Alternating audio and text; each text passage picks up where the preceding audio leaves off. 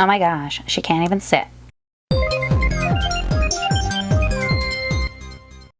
Hey V-Buds! I'm back, and today I've got a fake versus real video for you. It's been a while since we've done one of these, so I figure why not kick it off with Barbie. For today's comparison, I'm going to be checking out a Barbie Fashionistas doll, and this was $10 at Walmart, and our fake doll was purchased for $3 at my local dollar store. I picked the two most similar dolls I could find. They still look very different, and technically since they don't say Barbie on them, it's not really a Barbie, is it? But that is false, because they are using Barbie images to sell their product. So yes, that's what we're doing today. Without staring at the dolls in the boxes for too long, we'll point out the obvious differences, check out the packaging, and open them up. Beginning with our Fashionistas doll. She's got long strawberry blonde hair and a very vibrant yellow, pink, black, and white fitted dress. And our fake Barbie has platinum blonde hair with pink bangs, a silver and blue shiny dress, and a purple clutch. Both packages are pretty modern with a black and white color scheme and pink text. The real is black with white polka dots, and the fake is a zebra print. Both packages have 3 Barbies shown on the bottom. The real one shows off 3 Fashionistas dolls, and the fake one just shows 3 older style Barbies. The real package says Barbie Fashionistas, and it also has the word Fashionistas embossed in the plastic along the side. And the fake one says Fashion Girl, no embossing in the plastic. And then both packages have a recommended age of 3 and up. And for those of you that care, the real Barbie Fashionista is number 13 in the collection.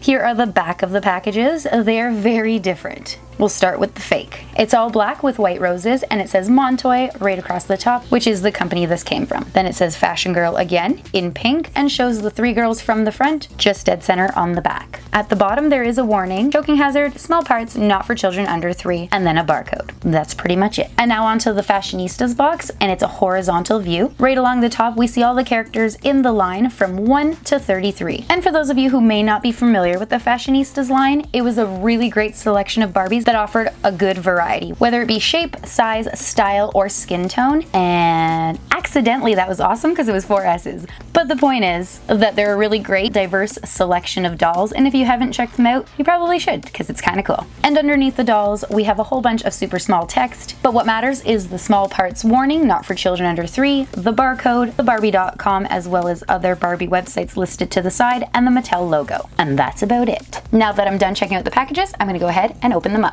Starting with my fake. That was easy. Set her aside for a minute and move on to Barbie.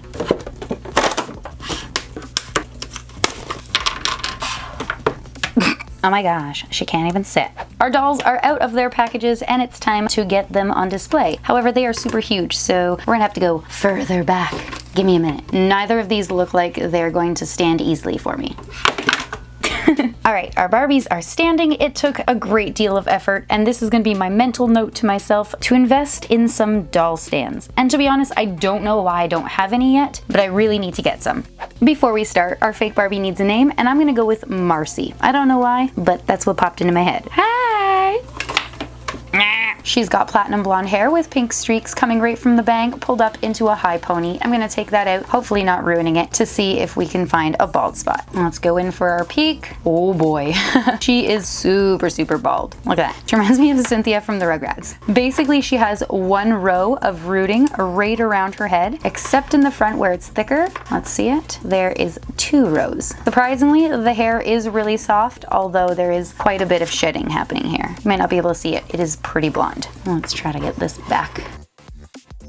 And just like that, Marcy is back to normal. And now we can check out her face and makeup, which is surprisingly good. There are no paint scratches or defects, and it's very vibrant. It's a very bold look. Maybe that's the look she was going for. She's got some perfectly arched brows. They are brown. She's got blue eyes, a lot of blue dramatic eyeshadow, red lipstick, and some huge silver earrings. And I'm gonna go in a bit closer. I'm not sure if you'll be able to see this. She actually has a hole cut out of her ear right here, and also on this side. This one's much bigger. That's weird, eh? But other than that, her face is actually okay. Now I'm gonna move to her outfit and body. We'll start with her little clutch, just so that we get it out of the way. It's purple and ruffled, with a cute little bow just off of the strap, with a little clasp at the top. It's surprisingly substantial. I'm gonna give it a sniff, because I'm that person.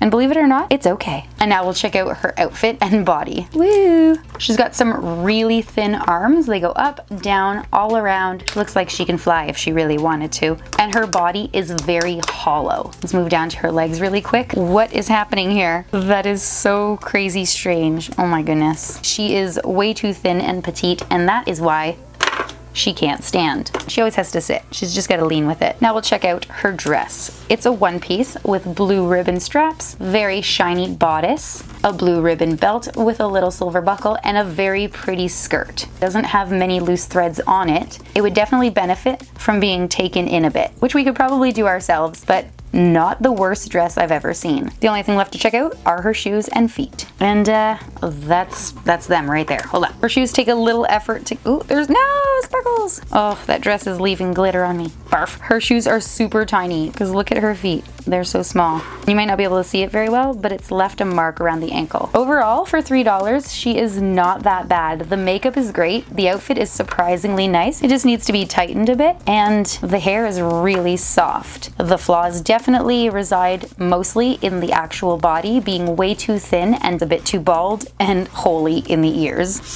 Once again, the doll is too tall, so we're gonna have to sit her down to check out her face and hair, but she can't sit. And she cannot stand effectively, so she's got like super hip jutting issues and super non-posable legs. This may cause me a bit of trouble trying to get an angle that you guys can see, but I'll do my best. Barbie's just tired and keeping it real, so she's always leaning. We're gonna start with her hair first. Straight out of the box, it was really waxy, so I've got to brush it out with my hands just a bit, and it feels pretty gross. And now we can check out her hair. I like the style of her hair. The part is off to the side so that it looks really cute and pulled back only on the left.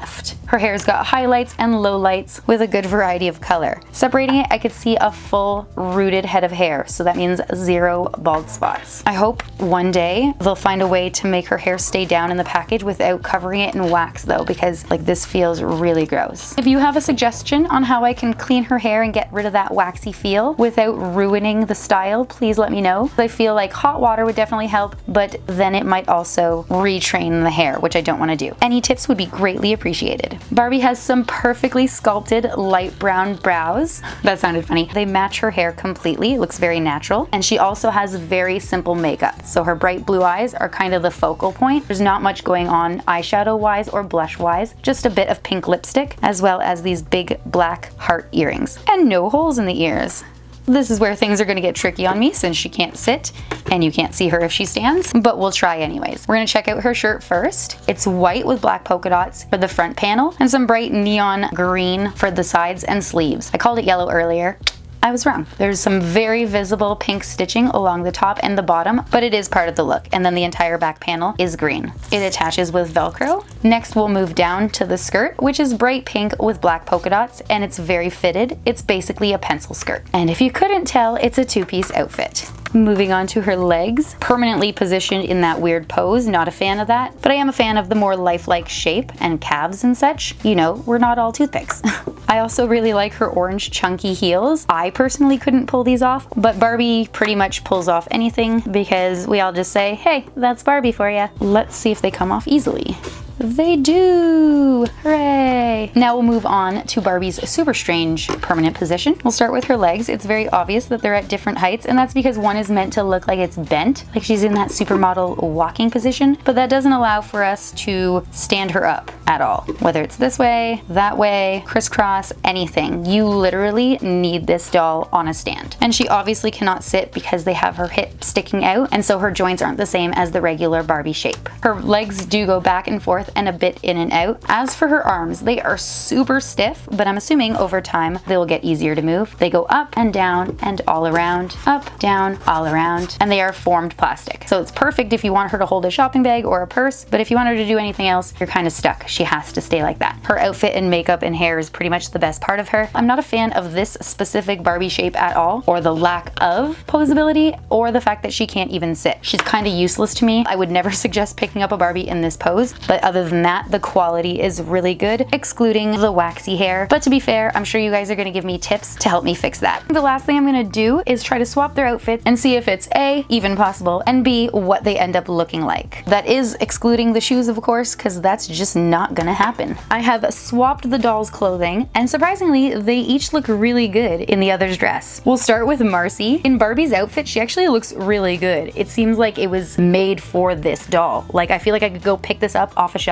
and it would make sense with her makeup. makeup, even if it is blue. She sort of looks like the vintage Barbie in a weird modern look, although she does have a bit too much midriff showing. As for Barbie, she looks like she is now on her way to a Hannah Montana concert, but like in her older sister's dress, because it is still a bit too big. And also her orange shoes definitely don't match, but to be fair, Marcy's red shoes didn't match it either. There you go. Who do you guys think is wearing their looks better? That's it. We've looked at both dolls, we've even swapped their clothes, and overall there are both good and bad to both of them. The Barbie doll is a really great price for an actual branded toy. She's got amazing hair, just gotta fix that wax problem, and her quality and clothing is excellent. However, I am not a fan of the fact that she cannot bend, sit, or stand, and that she is stuck in that permanent pose. I'm very familiar with permanently posed dolls, but this one doesn't work because, as mentioned, she can't bend, sit, or stand. That just doesn't work. As for Marcy, she is unrealistically thin. If anyone ever had a problem with how unrealistic Barbie's figures are, you would not be a fan of Marcy's. She is like stick thin. But there are plus sides to her. Her hair is really nice and soft, and it's very nicely styled. It is just super bald. Her makeup, while it might be super dramatic, is very well done with no scratches or defects, and her clothing was surprisingly nice. She did have 2 holes in her ears and way too tiny of feet, and her proportions make her top heavy, but other than that, for $3, she's actually pretty decent and didn't stink. And I think if we've learned anything here today, it's that not everything that's branded is 100% perfect, and not everything that is a knockoff is 100% horrible. Because I bought this in a store, it did have to meet specific standards and make sure that it wasn't toxic and all that, so for $3, it's not that terrible, and I'm okay with it. It's just kind of wonky and doesn't stand.